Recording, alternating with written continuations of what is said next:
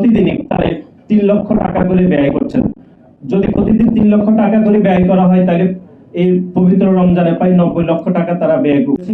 যে যারা গণ অভ্যুত্থানের নেতৃত্ব দিয়েছে তারা গণ অভ্যুত্থানের মালিকানা চিন্তাই করার যে কথাবার্তা আমরা এগুলো গণমাধ্যমে বলেছি, একক ইজাদার হিসেবে তারা গণ অভ্যুত্থানের মালিকানা চিন্তাই করেছে এবং গণ অভ্যুত্থান পরবর্তী সময়ে তারা নতুন রাজনৈতিক বন্দোবস্তর কথা বলে তারা ইতিমধ্যে একটি রাজনৈতিক দল গঠন করেছে।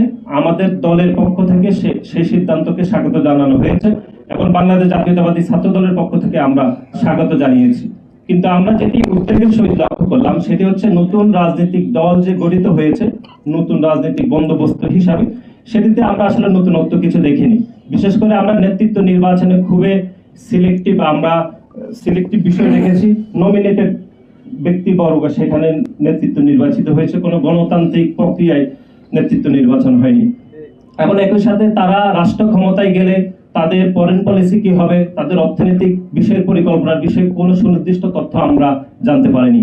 এবং বিশেষ করে গতকাল ন্যাশনাল সিটিজেন পার্টির যিনি প্রধান তিনি রয়টার্সকে বলেছেন যে বাংলাদেশের কিছু ধনী ব্যক্তিরা তাদেরকে অর্থায়ন করেছে। আমরা এখানে ওনার কাছে জানতে চাই তাদেরকে যে অর্থায়ন করেছে ধনী ব্যক্তিরা, সেই অর্থায়নের বিপরীতে তারা কি ধরনের কমিটমেন্ট তাদের কাছে নিয়েছিল সেটি আমরা বাংলাদেশ জাতীয়তাবাদী ছাত্র দল জানতে চাই।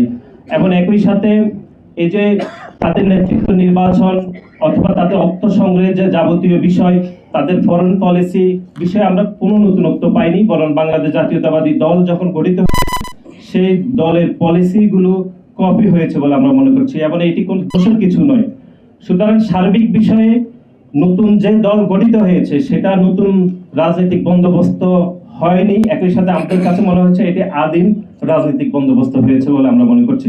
এবং শিবিরের বিষয়ে এখানে বলা হয়েছে, আমরা যেটি দায়িত্বহীনভাবে বলতে চাই, গতকাল শিবিরের সাধারণ সম্পাদক গণমাধ্যমে বলেছেন তারা প্রতিদিন ইফতারে 3 লক্ষ টাকা করে ব্যয় করছেন। যদি প্রতিদিন 3 লক্ষ টাকা করে ব্যয় করা হয় তাহলে এই পবিত্র রমজানে প্রায় 90 লক্ষ টাকা তারা ব্যয় করছেন। আমরা আপনাদের মাধ্যমে তাদের কাছে জানতে চাই এই 90 লক্ষ টাকা একটি সাধারণ শিক্ষার্থীদের সাধারণ সংগঠন হিসেবে তারা কিভাবে উপার্জন করছেন বা তাদের অর্থায়নের উৎস কিভাবে আসছে সেটি আমরা জানতে চাই।